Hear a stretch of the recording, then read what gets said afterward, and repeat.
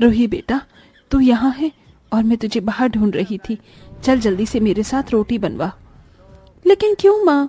अरे कल को जब ससुराल जाएगी तो वहाँ क्या रोटियां तेरी सास तुझे बनाकर खिलाएगी। अरे माँ, आप क्यों इतनी फिक्र करती हो? और मेरे ससुराल में कौन सा पूरा गांव बसा हुआ है जो सबके लिए मुझे 100 रोटी बनानी पड़ेंगी? रूही अपनी माँ ममता की बात को हंसी मजाक में टाल देती है। ऐसे ही कुछ समय गुजरता है और रूही की शादी हो जाती है। शादी करके रूही जैसे ही अपने ससुराल आती है तो अपने ससुराल में मौजूद दर्जनों लोगों को देखकर हैरान रह जाती है।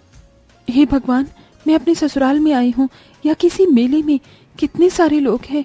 शादी का पहला दिन गुजर जाता है। अगले दिन होते ही रूही अपने अमीर ससुराल वालों के लिए पहली रसोई की रस्म में तरह तरह के पकवान बनाती है।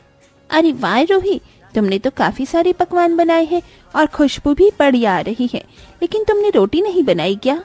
बनाई है ना भाभी, ये देखो मैंने 25 रोटी बनाकर रखी हैं। जानती हूँ थोड़ा ज्यादा है, पर मेरे हाथ की सब्जी के साथ ये सारी रोटियाँ सफाचट हो जाएंगी। क्या कहा तुमने? ये ज्यादा? अरे ये तो आधी रोटियां भी नहीं है। हमारे घर में रोज गिनकर 100 रोटियां बनती हैं। अब जल्दी से आटा गूंथकर 100 रोटियां तैयार कर दो, ठीक है? अपनी जेठानी के मुंह से 100 रोटी की बात सुनकर रूही की सांस अटक जाती है। हे भगवान, 100 रोटियाँ! मैंने तो अपनी पहली रसोई का खाना बनाया था, लेकिन ये लोग तो मुझे बारात का खाना बनवा रहे हैं। रूही किचन में जाती है और आटा गूंथ कर रोटी बनाने लगती है। गर्मी के मौसम में इतनी देर तक लगातार रोटी बनाने की वजह से रूही पसीने से परेशान होने लगती है। ये 100 रोटी का दुख क्या कम था जो इस गर्मी में भी परेशान करके रख दिया है। रूही रोटी बना रही होती है कि तभी वहाँ किचन में उसकी नंद साक्षी आती है। ये क्या भाभी, आधा घंटा हो गया आपको और आपने सिर्फ ये 20 रोटियां ही बनाई हैं। जरा जल्दी जल्दी रोटी बनाओ। ये लोग बहू बनाकर लेकर आए हैं या नौकरानी बनाकर? अरे रोबोट भी इतनी जल्दी रोटियां नहीं बना सकता है। हे भगवान, कहाँ फंस गई मैं। रूही जैसे तैसे करके गर्मी में 100 रोटियां बनाती है और ले जाकर सबको परोसती है। और ऐसे ही रूही का शादी का पहला दिन भी गुजर जाता है। चलो, कल तो पहली रसोई की रस्म थी, इसलिए मुझे 100 रोटी बनानी पड़ी, लेकिन अब तो नहीं बनाना होगा। रूही अपने आप से बातें करते हुए घर में सभी के लिए नाश्ते में सैंडविच, पोहा, कटलेट और जूस बनाकर तैयार कर देती है। लेकिन जैसे ही रूही नाश्ता लेकर अपने चिड़ियाघर जैसे बड़े ससुराल को परोसती है। अरे बहू, ये क्या बना दिया तूने? ये इंग्लिश खाना हम लोग नाश्ते में नहीं करते हैं। हाँ बहू, हम तो नाश्ते में भी रोटी और सब्जी खाते हैं। क्या? हाँ भाभी, अब आप जल्दी से रोटी बना दो, हम सबको भूख लग रही है। अपने ससुराल वालों की बात सुन रूही अब गुस्से में किचन में जाती है और ढेर सारा आटा गूंथ कर रोटी बनाने लगती है। लगता है मेरे ससुराल वालों को रोटी के अलावा और कुछ हजम नहीं होता। न जाने कैसा पेट है इनका। इतने अच्छे दिल से मैं सबके लिए इतना अच्छा नाश्ता बनाया था, सारा बर्बाद हो गया। रूही परेशान होकर गर्मी में खड़ी होकर रोटी बनाने लगती है। गर्मी में इतनी सारी रोटी बनाने के चक्कर में कभी रूही की रोटी जल जाती तो कभी उसकी उंगली।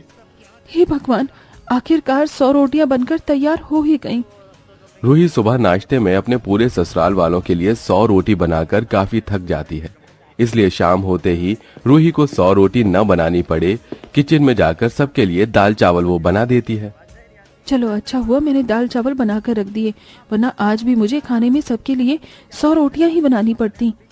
रूही पतीला भर के दाल चावल बनाकर अपने कमरे में बैठ जाती है। तभी जेठानी उसके कमरे में आती है। रूही, तुमने रोटी नहीं बनाई क्या? नहीं भाभी, आज दाल चावल बने थे तो मैंने रोटियां नहीं बनाई। रूही, आज एक बात अच्छे से अपने दिमाग में बिठा लो। घर में दाल बने या कोई और सब्जी, लेकिन रोटियां तो जरूर बनेंगी, वो भी 100। अब जाकर जल्दी से सबके लिए रोटियां बनाओ, सभी को खाने का वक्त हो गया है। मन तो कर रहा है आटे में जहर मिलाकर जहर वाले आटे की रोटियां बनाकर सबको खिला दूं। कम से कम इन 100 रोटियों से छुटकारा तो मिले। रूही गर्मी से परेशान होकर किचन में जाती है और फिर से ढेर सारा आटा गूंथ कर 100 रोटियां बनाने लगती है। लेकिन इस बार गर्मी में इतनी देर तक ढेर सारी रोटियां बनाने की वजह से रूही के सिर में हल्का हल्का दर्द होने लगता है।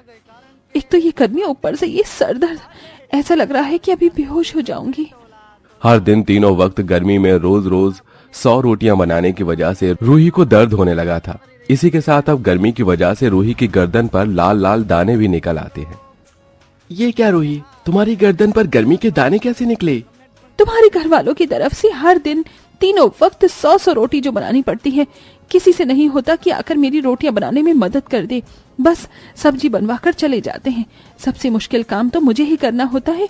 माँ बिल्कुल ठीक कहती थी, अगर उस वक्त रोटी बनाना सीखती तो अभी तक रोटी बनाने की स्पीड अच्छी हो जाती। मुझे 2-2 घंटे रसोई में गर्मी में नहीं गुजारने पड़ते। सच में मैं तो फंस गई हूँ इस गर्मी में, 100 रोटी खाने वाले इस ससुराल में। गर्मी में रोज रोज 100 रोटी बनाने की वजह से परेशान रहने के साथ साथ अब रूही की तबीयत भी खराब रहने लगी थी। इस गर्मी ने तो हाल बेहाल कर दिया है। अब तो मैं 2 घंटे से पहले अपने कमरे से बाहर नहीं निकलने वाली। रूही अपने कमरे का पंखा चलाकर गर्मी में सोने की कोशिश करती है। तभी वहाँ उसकी जेठानी के 3 बच्चे आ जाते हैं। चाचा चाची, हमें भूख लग रही है, हमें रोटी बनाकर दो ना। बच्चों, चावल बने रखे हुए हैं, अभी तुम लोग चावल खा लो, शाम में रोटी खा लेना। नहीं नहीं, हमें रोटी ही खानी है। जैसे माँ बाप वैसे उनके बच्चे। इन पिद्दियों को भी रोटी ही चाहिए। 2 मिनट भी मुझे चैन से रहने मत देना। रूही उठती है और 3 बच्चों के लिए गर्मी में रोटी बनाने लगती है। लेकिन इस बार रोटी बनाते बनाते रूही का हाथ ही जल जाता है। आह, मेरा हाथ! एक तो ये गर्मी, ऊपर से अब इस गर्मी में ये हाथ की जलन। भगवान, थोड़ा तो रहम कर मुझ पर। ये कैसे ससुराल वाले लिख दिए तूने मेरी किस्मत में। ऐसे ही वक्त गुजरता रहता है और एक रोज शाम को बहुत तेज बारिश होती है। वाह, कितने दिनों बाद इतना अच्छा मौसम हुआ है। भाभी, कुछ चटपटा खाने का मन कर रहा है। मैं जानती हूँ तुम सब लोगों का पकौड़े खाने का मन कर रहा है ना? मैं अभी सबके लिए पकौड़े बनाकर लाती हूँ। नहीं नहीं भाभी, पकौड़े नहीं। पकौड़े खाकर तो हमारे पेट में गैस बन जाती है। आप एक काम करो, सिल पर मूंगफली और लहसुन की चटनी पीस दो और उसके साथ साथ गर्मा गर्म रोटियां भी बना दो।